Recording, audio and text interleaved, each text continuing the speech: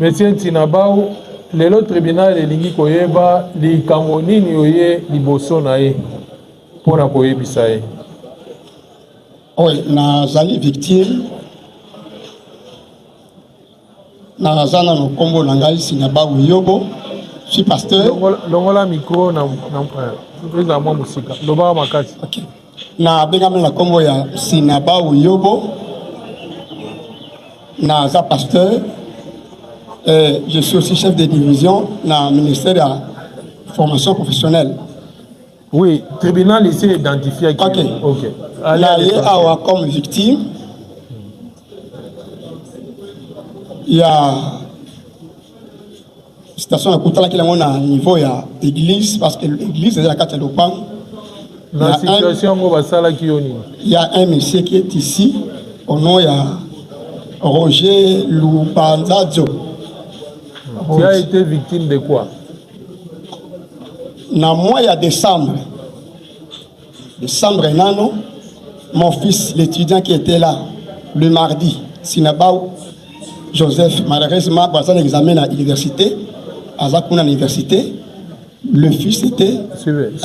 Oui. Le tribunal, avant d'approfondir, vous avez dit que vous avez été victime, n'est-ce pas?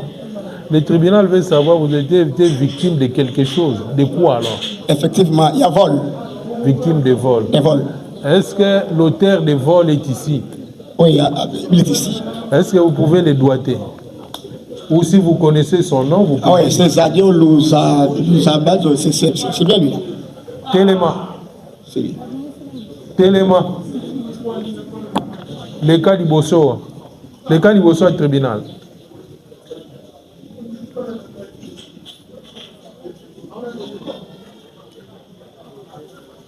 Kombo nayo le Kangamboy. OK. Kombo nayo Lubanzadio nani? Michel. OK. Alors, tribunal alingi dans les moindres détails oyebisaye makambo nini ekwelaki yo oyo ye azalaki auteur. Ezalaka mukolo nini banda? Oui, il y a deux faits. Oui, dans les deux faits. Le premier est en décembre, le 22, parce que... Commencez avec le premier. Oui, le premier, tu commences avec le premier. Oui. OK. Le premier, dans le mois de décembre, mon fils, l'étudiant qui était là le mardi, comme décembre, victime. Il y a année passée. Non, il y a année 2025. Le 22 décembre 2025. 24 décembre. Le 22 décembre 2025. Mon fils, oui. vers 19h passé, dans les quartiers, mon fils était agressé dans M. Oyo, à renommé la combo à Roger. Fils Naonani. Ils étaient à 4 ou 5 avec des machettes. Fils Naonani. Joseph Sinabao.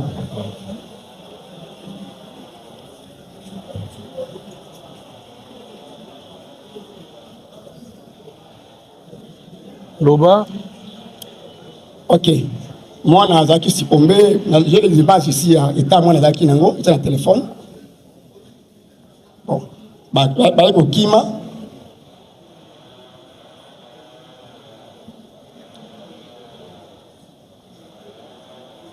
Après le temps, comme pasteur, Nakutaki moi na Oyo, na Monier, après le temps, na baissé conseil, non, ou ça la sobriété. Monier na ebisé ne fait bien comme ça. Après ce conseil. Après c'était le vendredi passé, la semaine passée. Le vendredi passé, c'était le quantième. Faut encore la date, le 22, je pense. Le vendredi de la semaine passée. Le 20, allez-y. Le 20 de ce mois ici, février, vers 2h du matin, comme l'église est dans ma parcelle, on avait prié. au Sambeli, 2 heures moins, au Lali. Mboule banda qui menace. Continue Nandaku. Comme le pan est bien encadré. Tant Mboule bandi makasi, bana banda qui na balcon étage, bakiti na se, bata la boye, toutes les chaises de l'église, baïbiang. Tout bateau escaladé du colo. Wana na ba erni. Wana na ba 2 heures. Le 20. Le 20, 2 heures, vers 2 heures. Ba escaladé, kuna du colo, je ne sais pas moi, ti ba koti na kati, ba forcer kadena, ba buki yango, de ba bimisi ba kiti nyonso église, na groupe électrogène. Bon, il y avait aussi des sacs, il y a des chaussures na kati comme le parce que le pan est bien encadré. Sac amène na chaussures là-bas na bilamba nyonso eki. Un groupe électrogène, ba kiti église et ba sac ya bana nyonso na bilamba ba chaussures eki. Alors, vers 3 heures tant on voulait bandi ko beta, ban ba outil l'étage ba kiti na se, ba ko remarquer porte ouverte. Porte ouverte. Là, il a commencé, donc, on dit qu'on pouvait voir déjà, on dit qu'on n'a ma casse. Alors, on était censé, Erwana, Banwa, Kota, Nassi, Amboula, peut-être, Bakoso. On va tamboli dans le quartier, parce que nous sommes dans le quartier 12 ici. À côté de Bapeni, Nassi, Amboula, on a de 3 heures jusqu'à 4 heures. Bakoso, papa, toujours le coup, mon côté. Alors, vers 5 heures, 5 heures, 10 minutes, pour qui montent à la porte, c'est là aussi il y a un voisin dans le quartier. C'est pas passer, il y a quelques kits dans le boulevard na Roger. À de l'autre moyen, à évacuer.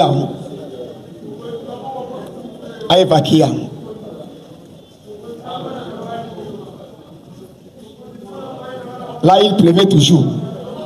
Alors, c'est un mola to bimi ensemble, na ban nyonso, na madame to bimi mbang to que le boulevard pour la précipiter pour ne pas que nyonso les allait vaquiller. To kepe to koutier na bakiti. Là, il pleuvait abondamment. Là, c'est un mola wana ba 5 heures le vendredi là. To monier, bon, comme c'était l'enfant qui est connu, il marche avec la bilo mo compliqué, ba machette wana le wabe. En tout cas, tout ça qui va réserve. Donc, on a joué la sagesse, comme que non, on a l'État, le coup la plainte, n'a que déjà, la police, on a vu ça, aya, toi encadré, la police a coutaillé. À ce moment-là, on faisait des manœuvres pour qu'il y ait entraîné, pour que la police y a. Moi, on a plaqué bien la police, nous on était là, tout est encadré, tout agressé, répété. Nous avons la police y a. Tant que la police est commis, bah comme on va pember n'aller. Na ye, na lichette na ye, mbang Akimi. Tant que Akimi va lander la quartier ti porté disparu.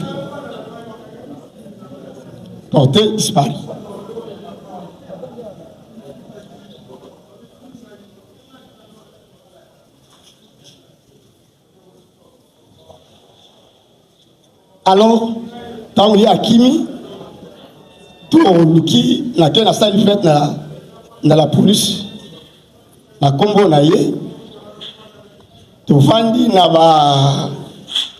ba 19h, fuite de formation, il n'est pas pasteur, ba quitte le salarié transit ici qu'à Songolo. Ici qu'à Songolo non, ba mona qui est quitte on a quelque part, ba quitte les aki wana ici qu'à Songolo.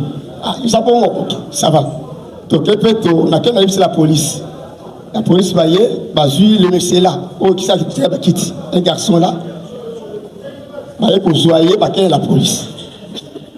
Mais sérieux, le nom de la qui n'a rien à dire là, Roger qui n'a pas quitté, un groupe électrogène, n'a pas bilamba, le nom soit là, n'a boutou. La police américaine serré, et pour dénoncer non, on a évité. Mais c'est Roger qui est venu avec ça, n'a pas 2 heures, n'a pas 3 heures, n'a pas 2 heures. N'a pas 2 heures. Maintenant, tu es au choc wana. Le monsieur là, Aïe, bon, ça va, au paquet, tu me souçois 9 yango et Zaliao. Mais les groupes et les autres qui étaient là, parmi les 44, portaient disparu. Comme qui mardi, le lundi, je ne sais pas, oui, le lundi, vers 16h, et le garçon a un quartier à mon fils là, où il a ça, il a fait passer. Il a commencé encore à agresser. Et bien, on a Sabino. On a Sabino, il y a Zokisaki. Cette fois-ci, on a Koti, on a saboté, mais cette fois-ci, moi, on a bien fait la saï. Et le garçon a répondu de l'autre côté. Aïe, nanda ko ayi bisanga papa. Na moni rejet kuna me abani ko prémédité, bien pensé. Bon, ça va.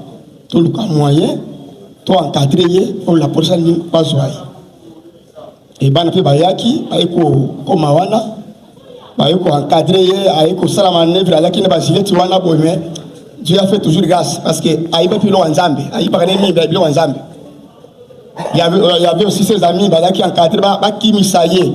Et les enfants étaient bien qu'en deux. Maîtriser, 4 sans fil. Ça a créé même l'embouteillage. Tu as la police à Kotiwan. À la police. Le corps appelé commandant, il a déjà plainte contre les élèves qui a dit oui, ça va. Ok, il a tué Wana. Tant qu'on commis Wana, bon, tout le monde a compris encore les gens, il y a qui couteau, tout ça, bien à ceux qui va. Alors, non, les messieurs ici à Escalada qui n'a pas le district à Kimakikuna. Quand on va couper sa sangwana, c'est bien lui. Il y a un moment qui va y passer à Kofanda Wate à Kini district. Les Touyenaye, Katinisika. Vraiment, je me sens à l'insécurité à cause de ces messieurs. Ils doivent me protéger. Parce qu'il commence à préméditer. En décembre, il a commencé d'abord à agresser ma fille. En décembre, avec mon fils, il a agressé moi, on a juste signé Panzana. On essaie par pardonner. Aïe, le sous sa côte, il a tout fait. Aïe, pour Yiba, et Aïe, même pas pour. Non, Abani maintenant pour agresser sous. En tout cas, on est dans l'insécurité avec le monsieur ici. Je dois me protéger. Merci. Comment on a le bilan?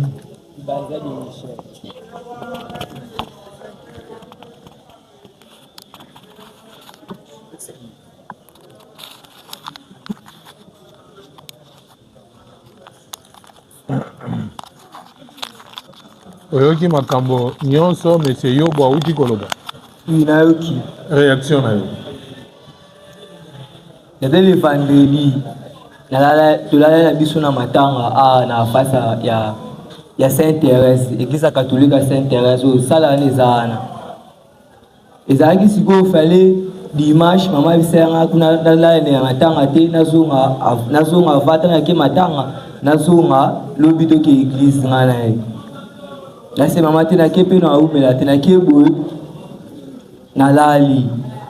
Nalali siko mbule bandi mbule avec commencé vers 3h. Mbula et bandi 3h na fandi na les mbule si vite. Ba 5h na bando zonga ndaku. Na betani kotaka au banki. Na bibi na ra au banki, na moni pe kote lote, na yena temi pembe na banki.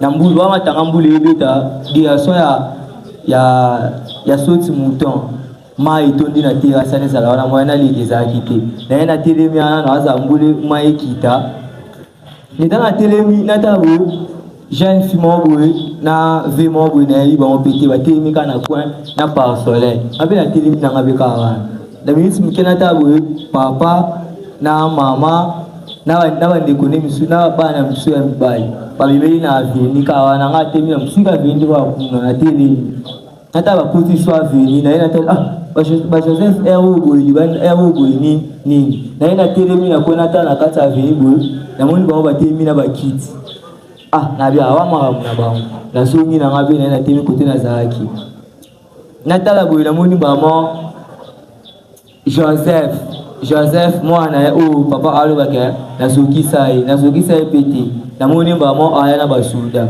baleki ngape na tembi na ngape ka baleki ngape na basuda baki kote bakize zaki batele ya ndosula batala ngai bango nyonso bango bisko boya sko faire tina sala ya défense na kimi na digit ta kimi dia sora au bank na kimi mbamo na ki esili apa sa mwamba ali samake nazokisa mwana na ye nazaki pe kungamuku nazaki ngamuku na ye na pesa mas mwana ye po akamarade nanga na pesa mbote boy abando sula na mwasi na ye bafanya na mwasi ne ba sula na ye po na pesa mbote boy masa siliki mbama yo pesa mbote weleni pesa mbote boy na sema na seke bomo cha seka singa kina ngala kide boy parce que ba tout ya veni ba pekisa ye Joseph Tika sivi maboko na ngeza na makabu yetu aza shiduka batu bapekisa tika ngana alo bana ngelote tika isave koka mo bekuta zana vena biso ana pekise we atindiki koka na koka na ngakuya ti ayelinga mamonzo to bando kunda na tina beti to bunene na makofi na l'instrument nini na maboko na nga to bunene na maboko na beti apo na kina ngabe ba mwana ne papa ne mambalu ba mwana o nga lubile mwana ne kaka batu tuna vini be bazalaka ti mambala nyo se salama ngaza wana instrument ya bundana to bundana na mabuku ngaza wana instrument yo yebi papa o yebi papa bien o yebi endewani yebi papa bien camarade pe à papa maman moi snebi camarade pe à maman.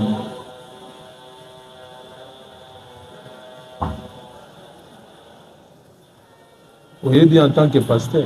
Oui. Azan église n'est pas naïe? Oui.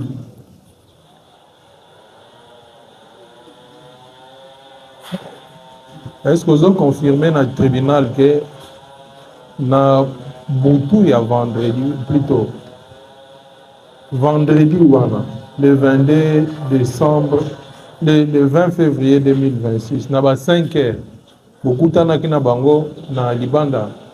Oui, moi zaki na prince, ba on le ba beaucoup tana na prince, nga telemi na prince, kotara au bank. Donc dia so ba usina ba kitana na monate, nga mo ba bibi na veni ebele, ba ko mo zoma. Na yena ta so ba ndo sa ni na ta la buya mo ba na ba ki, na ba kit. Na so na ngapi na timi na ngapi ka kote na salaki. Aye misi mkena ta bu petit fils na aya na basuda baliki ngapi na timi na liki ngapi na basuda baki batata luana ya apo misi mkena bo nyonso siku ba ko mo wela nga. Ya ona sala défense na kimaki. Vous avez confirmé que mon ba ona ba kit ndambo. Na mona ba ngona ngo. Yo kimaki pona nini à l'approche ya la police. Na yika basuda bakanga biso do sala eloti. Ngana kina na no kene ndaku. So mbule mai twende wana tiba ngaba kutanga pia wana ti. Kona ngana lika namba mai siku twenda foma da suits mutabitabi. Ni rasane zalana. Mbula siku de bite bo mai tu ndaki bitu obi kuteli kati. Ya ngapi na tili mena ngateme wana ba mo ba faze bazaki na mibali. Boni yo sali lika moko te. Parce que la police eza s'approcher na yo okim. Bayamba ngu bango nyonso ngasiku na moni wasiko mystique mais so ça il kambote ngo tele mana ogima ki pona ni na sala ka défense les a défense oui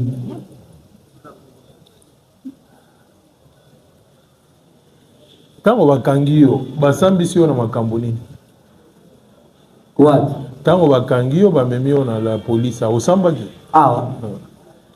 na samba to sambaki. Basambisi yo na makambo nini? Makambo ba o isamba ma oui, balobi yo salini. Kena ili côté ba l'église na ili ba kiti. Ba kiti pamba. Kiti na groupe sobe na ba catch. Ndambo ya ba kiti wana ezwama kipa ya moto. Ya yi un reseller. Boni mutu wana ba kiti o ekende ko mona na pana atanga ke Joseph plutôt Roger de mutu ko tika on pana nga etika bakiti pana ete parce que ko tika bakiti pana na ana tika bakiti nyonso ko ani tena tiki ndambu na kina yo moko kaka police ezo kopusa na pembeni okimi camarade na yo oyo bakiti obombise bakiti pa na ye bakangi ye bakiti emonani atangi yo nde moto ayaki kotika bakiti wana ozoye bakiti wana ti mpe bakangaka ye abima aye kombo na ye nani kombo le biki biki aza mpe masananga te amokolo makasi sikoyo okende kotikele bakiti ya moyibi ndenge nini natikele elo te wana nakende tika kotikele elo te okende kobombisa nde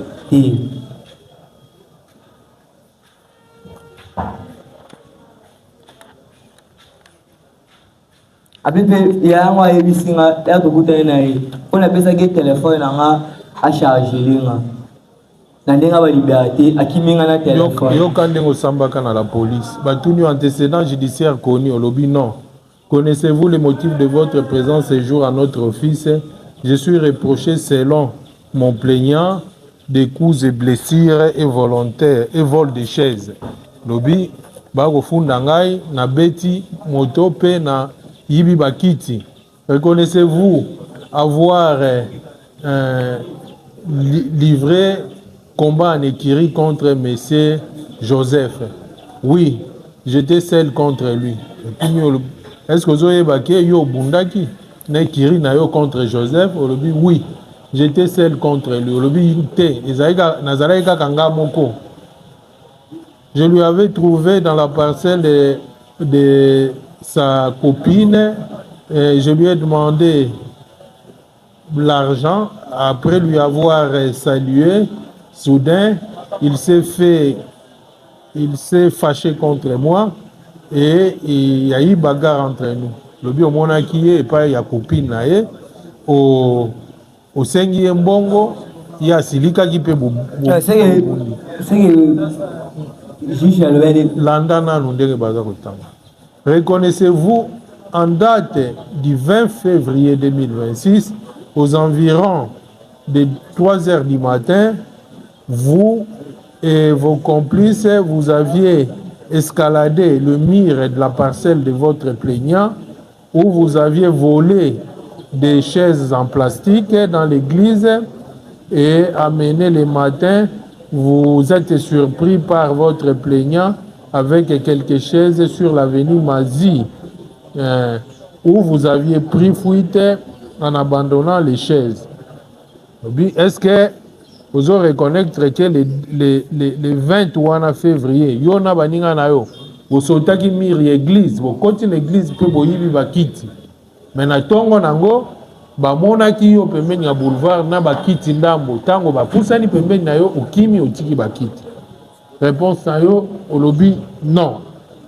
Votre complice, monsieur Bic, qui était arrêté pour les mêmes dossiers, a cité votre nom comme auteur principal de ces vols dans son audition, dans son audio que nous venons d'écouter ensemble avec vous concernant comment justifiez-vous de votre innocence.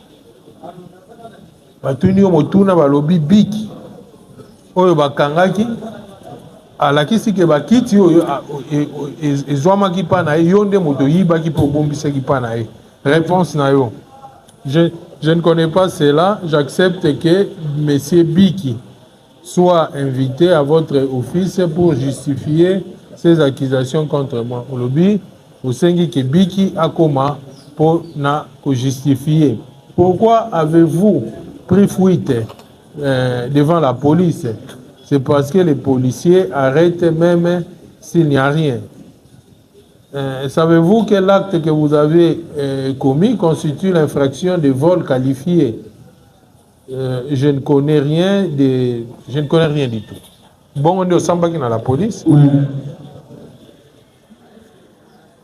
Est-ce que vous avez confirmé que le 20 février, on a tango ba monio na boulevard okimaki otikaki bakiti wana eutaki wapi?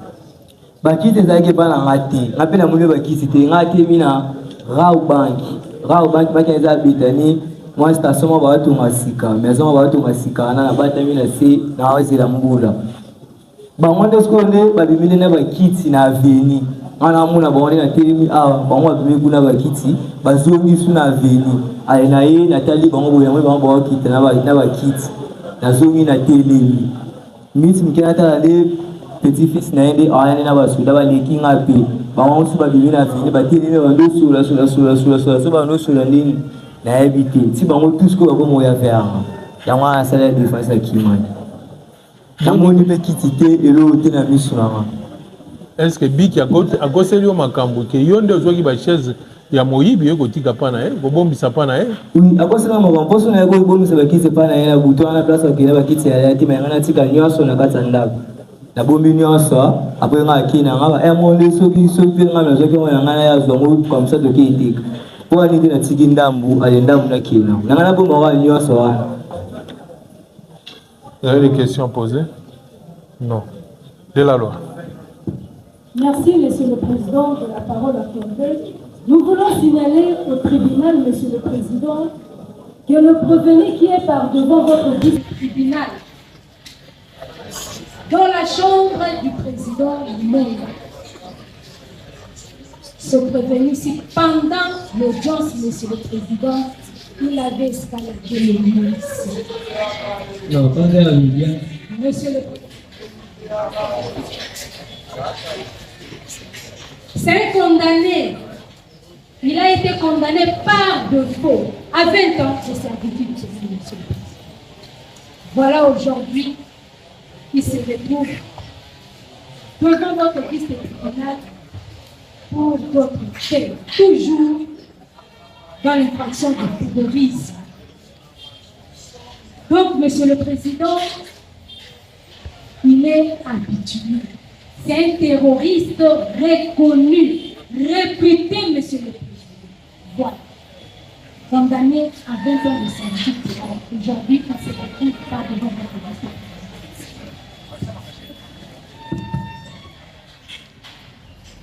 La partie civile de la Cour c'est la défense.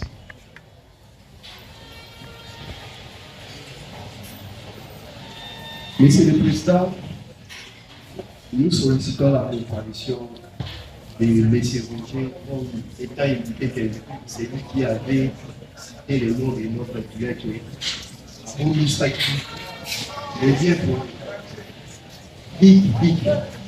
Oui. Nous sollicitons sa comparution.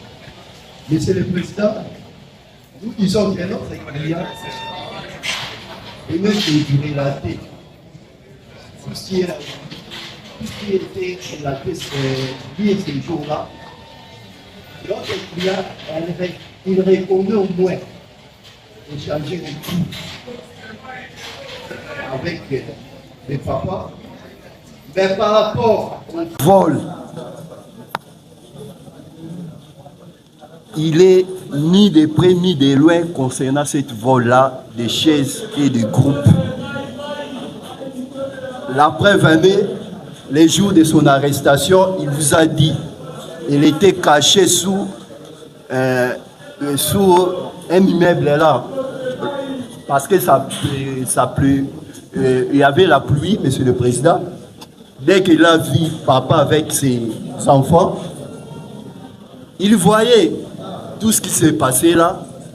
Et lorsque son enfant, l'enfant de la partie victime, il est allé appeler la police, lui, il voyait tout ce qui s'est passé là.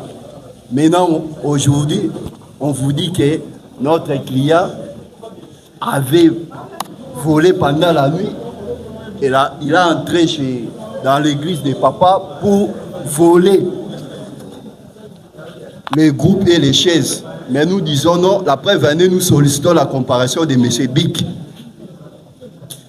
Nous avons dit, Monsieur le Président, au moment de l'instruction, lorsque le M. Bic va être là, nous allons des questions que les votre tribunal va poser. Merci. Merci, Monsieur le Président, de la parole. Nous trouvons des convenants de faire même appel à M. Bic, Monsieur le Président. C'est un condamné. Il ne devrait même pas être ici, en l'audience, Monsieur le Président. Quand bien même la partie défense sollicite la comparaison de Bic, qu'est-ce que Bic viendra dire ici de vrai? Parce parce qu'ils se sont connus, ce sont des amis connus avec sa victime. Qu'est-ce que Bic viendra dire ici? Il viendra toujours inventer des choses, Monsieur le Président. Nous demandons à votre auguste tribunal, Monsieur le Président, que cette dernière soit soustraite de l'audience pour qu'il se retrouve à la prison centrale de Makala, là où se trouve la réquisition faite en prison. Le tribunal vous remercie. Prévenir Kialolo. Non. Lubanza Dio. Ogozonga na place na yo. Greffier, vous allez citer Monsieur Bic à comparaître à l'audience de la remise. Monsieur Bic, est-ce qu'il a une adresse? Vous pouvez aider à donner son adresse? Est-ce qu'il avait comparé?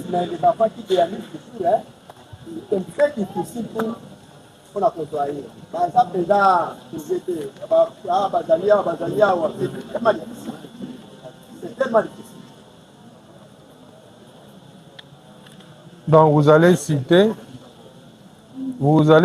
M. Bic à comparaître et vous allez aider. S'il y a une adresse, vous allez le mettre à la disposition du greffier. Très bien. Le tribunal appelle le prévenu. Il n'est pas encore 15 heures. Oui, est-ce que la deuxième victime à comparaître, est-ce qu'il a à dire que c'est le père qui vient de déclarer? Vous étiez victime des mêmes faits? Merci, Monsieur le Président, pour la parole accordée. Oui. Ici, je pense que le papa était déjà clair. Il a détaillé les choses comme... Police d'audience. Joa Lubanza de Zongsa Nakacho. C'est pour les mêmes faits. Oui. Le jour où le vol a été commis la nuit, Zongawa. Ezama Kambomoko. Puisque je vis sous les toits familial, j'ai été aussi victime de vol de mes biens, notamment mes vêtements, mes chaussures. Au jour où je vous parle, j'ai du mal à sortir. Pourquoi? Parce que la majorité de mes vêtements ont été pris. C'était que j'avais lavé les vêtements le soir et je l'ai étalé. Vous, c'est Ntinaba ou? Ntinaba Mabassa, Enoch. Oui. Je l'ai étalé au fil de la parcelle, puisque la parcelle est clôturée. Le monsieur est venu, il a tout pris. Il a tout pris. Donc, dès que je suis là, je suis comme ça. Et c'est quelqu'un qui est réputé, il s'appelle Foumou, c'est lui qui est le Foumou, l'ami de Mike Limbomé. Mike, c'est vous qui avez envoyé Mike à Andolo. C'est leur ami. Et donc, c'est quelqu'un qui a tellement de forfaits que je ne pense que lui, comme le ministère venait de le dire, c'était une personne, en principe, qui devait être directement enchaînée à la prison pour payer déjà sa peine, puisqu'il a été déjà condamné à 20 ans.